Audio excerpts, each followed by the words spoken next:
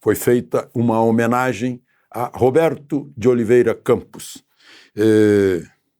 Faz 106 anos que ele nasceu. Mais um herói brasileiro. O presidente da sessão foi o deputado Rodrigo Valadares, de Sergipe. Foi uma sessão solene.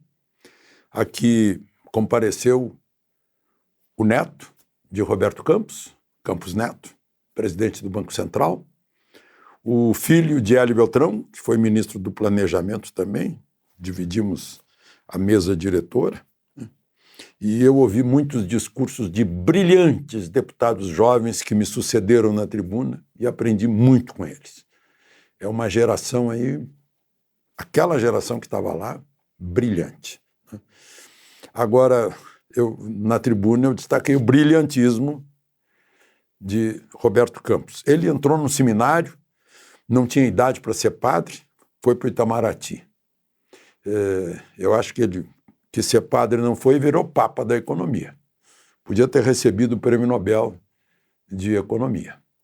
Ele, formado diplomata, ainda jovem, imagina só, participou da reunião da Conferência de Bretton Woods, que criou o sistema monetário, câmbio, moeda no mundo, né, no pós-guerra. Foi embaixador em Washington, embaixador em Londres. E, fora isso, como economista, ele ajudou Getúlio Vargas, Jânio Quadros, Juscelino, Jango,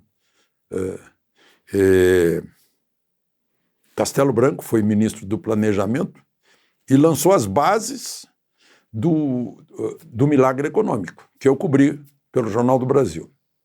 O Brasil cresceu no ano 14%, o PIB. A média foi mais de 11% naqueles anos. Base do Roberto Campos.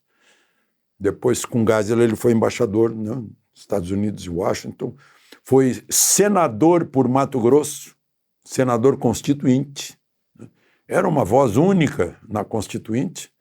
O problema dele é que ele estava muito à frente no tempo. E as pessoas não aceitavam. Agora reconhecem, né? Como diz o livro Ok, Roberto, você venceu, do Ernesto Lozeiro. Bom, enfim,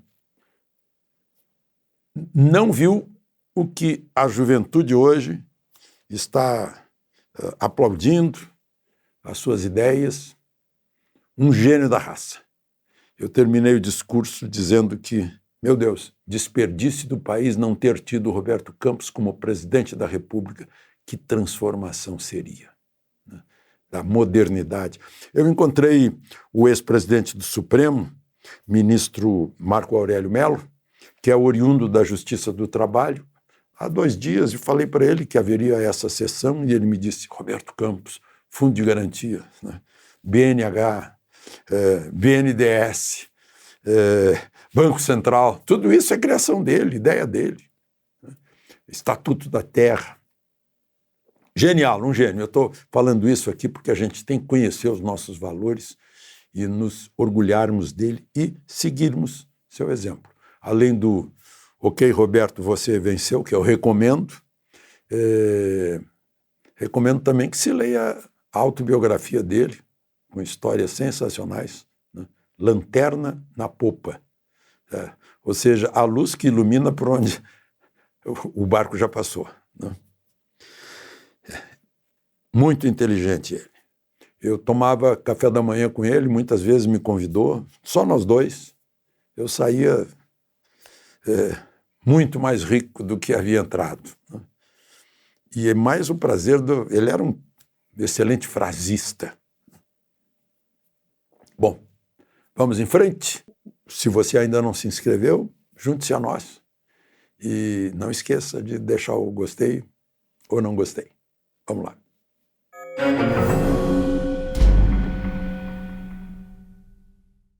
Bom, o Brasil começou lá na Copa de Futebol, né, Campeonato Feminino Mundial de Futebol, sendo eliminado ao empatar com a Jamaica. Interessante, a partida começou às 7 horas da manhã, horário de Brasília. E o governo federal decretou ponto facultativo mais uma vez, já é a terceira vez nessa Copa, sendo que a partida termina às 9 horas, né? Antes das 9. Não havia nenhuma necessidade. Eu notei, né, que tinha alguma coisa diferente, eu não estou ligando para futebol, mas notei que o trânsito estava melhor, tinha mais estacionamento, tinha mais lugares no almoço, nos restaurantes. É que o pessoal não veio. Né? Eu estou falando isso porque vem bem na hora que esse Ministério da Gestão e Inovação, algo assim, anunciou que vai dispensar o ponto para o funcionário público. Em troca disso, vai fazer uma avaliação permanente. Eu não entendi por que troca. Por que não uma avaliação permanente mantendo o ponto? Não vejo razão para trocar.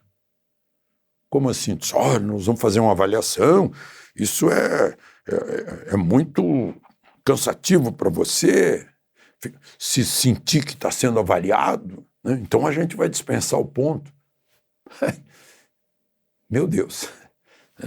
Bom, vamos em frente. O outro anúncio de hoje, né? Outra notícia de hoje também começou de manhã com busca e apreensão no apartamento dela, da deputada Carla Zambelli, no gabinete dela, em busca de celular, computador, passaporte, etc. E foi preso em Araraquara o Walter, como é o nome dele, meu Deus? Walter Delgatti Neto, aquele do Vaza Jato, que entrou nos celulares de Deltan Dallagnol e do juiz Sérgio Moro, revelando conversas entre eles como se fosse algo extraordinário. Quando o juiz conversa sempre com os dois lados, né? Com a defesa, com a acusação, sobre os assuntos do inquérito, do julgamento, mas enfim.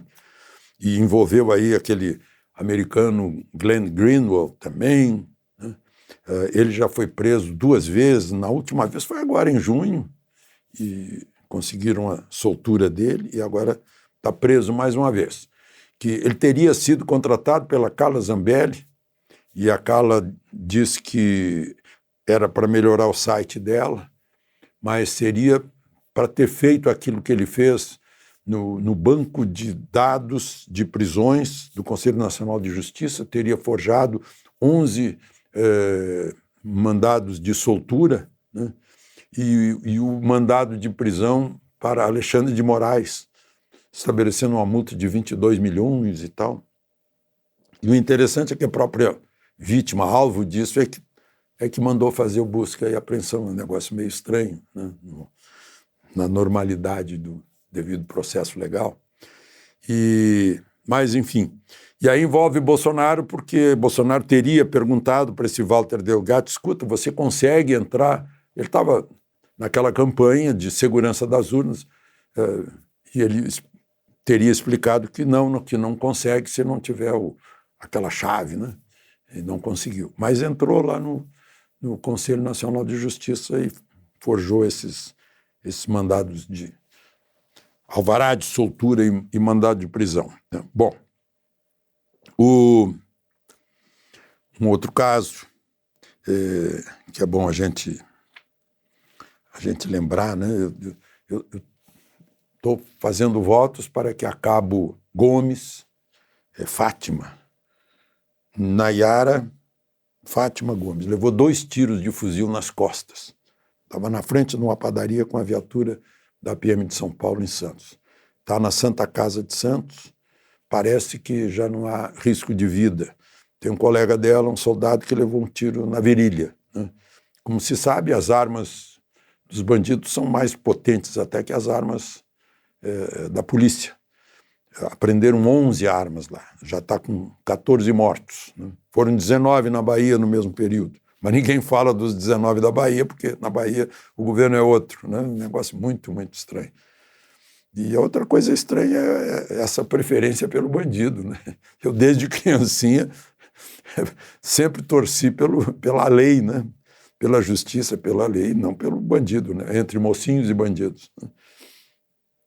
Mas 11 armas foram encontradas e apreendidas, armas que vêm do exterior, e 20 quilos de droga. No mesmo dia em que já está 4-0 no Supremo, com o voto agora de Alexandre de Moraes, para dizer que o artigo 28 da lei antidroga não está valendo porque pune quem está carregando droga para seu uso pessoal, né?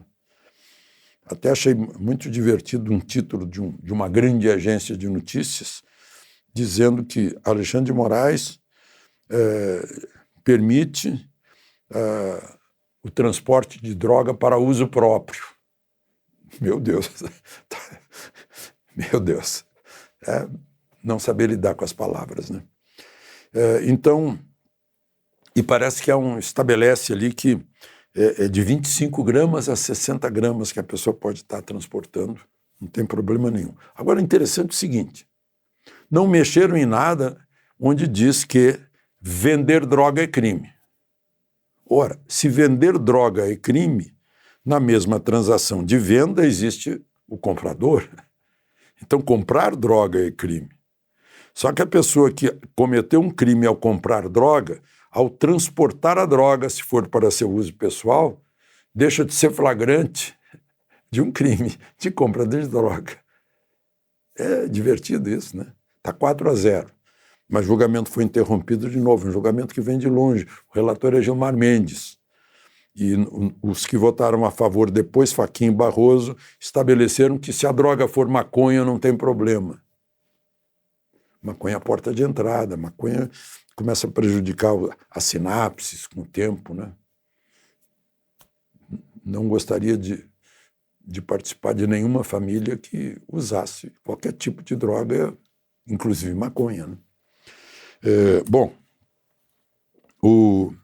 a Comissão de Segurança da Câmara fez um pedido lá que interrompesse o julgamento e esperasse um pouco, né, para que outras decisões fossem tomadas. E por fim,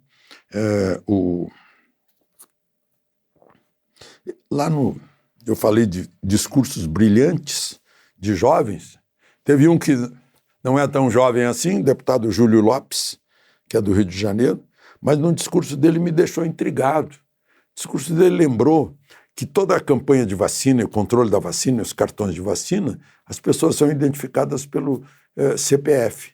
Por que não no SUS tudo ser identificado pelo CPF, que tem que ter um novo número do SUS? Aí ele levanta a suspeita. Tem medicamento caríssimo, tem próteses caríssimas, e aí pelo número do SUS fica mais complicado de pegar o fio da meada, né, e pode ensejar aí desvios, corrupção, etc. É bom lembrar, né? Unificar tudo, né? É uma ideia dele, unificar tudo pelo CPF. Fica mais prático, seguro, né? E mais transparente. Afinal, artigo 37 da Constituição exige isso, né? Publicidade dos atos de governo. De Brasília, Alexandre Garcia.